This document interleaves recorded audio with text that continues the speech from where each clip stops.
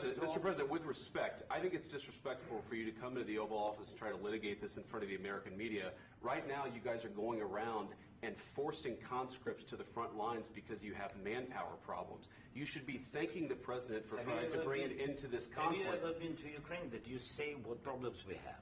I have been to. Come once. I've actually watched and seen the stories, and I know what happens is you bring them on a propaganda tour, Mr. President. Do you disagree that you've had problems bringing people into your military? And do you think that it's respectful to come to the Oval Office of the United States of America and attack the administration that is trying to prevent the destruction of your country?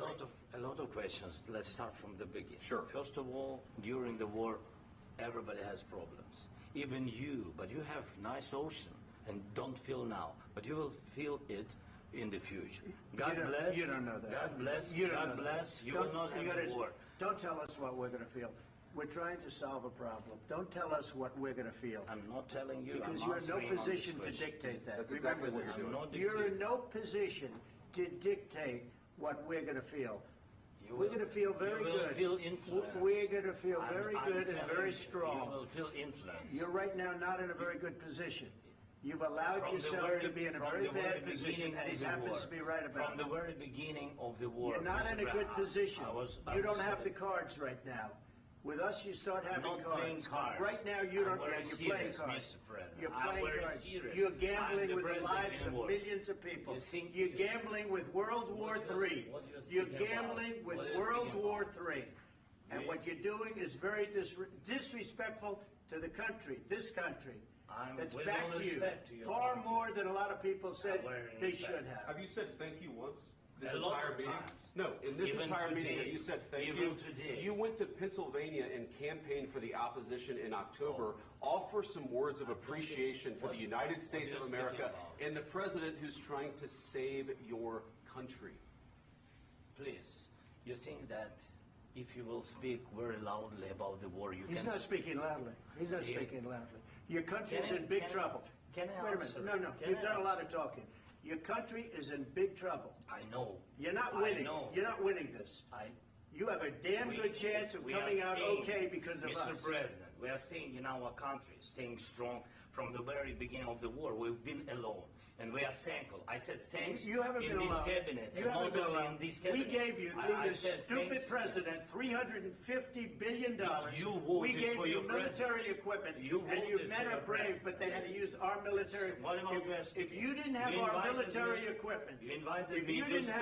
military equipment, this war would have been over in 2 weeks. In 3 days, I heard it from Putin. In 3 days. This is something maybe new. Less. In 2 weeks. Of course, yes. It's going to be a very hard thing to do business like this. Again, to say thank you. I said a lot of times to American people. Except that there are disagreements, and let's go litigate those disagreements rather than trying to fight it out in the American media when you're wrong. We know that you're wrong. But you see, I think it's good for the American people to see what's going on. I understand, sir. I think it's very important. That's why I kept this going so long.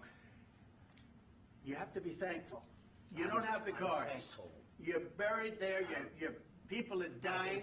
You're running low on soldiers. Listen, you're running low on soldiers.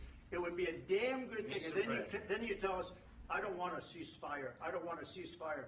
I want to go, and I want this. Look. If you could get a ceasefire right now, I tell you, you take it so the bullets stop flying and your men stop getting killed. Of course, we want to stop the war. But you're saying you don't want a ceasefire. But I said to you, I want a ceasefire. With guarantees. Because you'll get a ceasefire faster than an agreement. Ask our people about ceasefire, what they think. That wasn't with me. That wasn't with me. That was with a guy named Biden, who was not a smart person. That was with Obama. It was your president. Excuse me. That was with Obama, who gave you sheets, and I gave you javelins. Yes. I gave you the javelins to take out all those tanks. Obama gave you sheets. In fact, the statement is, Obama gave sheets and Trump gave javelins. You got to be more thankful, because let me tell you, you don't have the cards. With us, you have the cards. But without us, you don't have any cards. One more question to Mr. Vice President. I'm sorry. It's going to be a tough deal to make, because the attitudes have to change. What if Russia breaks ceasefire? What if Russia breaks peace talks? What do we do then? I understand that he's at conversation What are you saying? She's asking, what if Russia breaks the ceasefire? What if anything? What if a bomb drops on your head right now? Okay? What if they broke it? I don't know. They broke it with Biden because Biden, they didn't respect him. They didn't respect Obama. They respect me. Let me tell you, Putin went through a hell of a lot with me. He went through a phony witch hunt where they used him and Russia. Russia.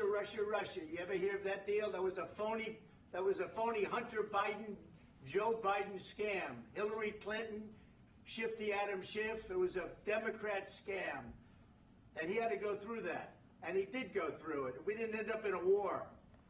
And he went through it. He was accused of all that stuff. He had nothing to do with it. It came out of Hunter Biden's bathroom. It came out of Hunter Biden's bedroom. It was disgusting.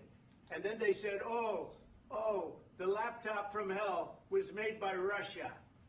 The 51 agents. The whole thing was a scam. And he had to put up with that. He was being accused of all that stuff. All I can say is this. He might have broken deals with Obama and Bush, and he might have broken them with Biden. He did, maybe. Maybe he didn't. I don't know what happened. But he didn't break them with me. He wants to make a deal. I don't know if you can make a deal. The problem is I've empowered you to be a tough guy. And I don't think you'd be a tough guy without the United States. And your people are very brave. But you're either going to make a deal or we're out. And if we're out, you'll fight it out. I don't think it's going to be pretty, but you'll fight it out. But you don't have the cards. But once we sign that deal, you're in a much better position. But you're not acting at all thankful. And that's not a nice thing. I'll be honest, that's not a nice thing. All right, I think we've seen enough. What do you think? This is going to be great television, I will say that. All right. We'll see what we can do about putting it together. Thanks, sir. I need the back of this.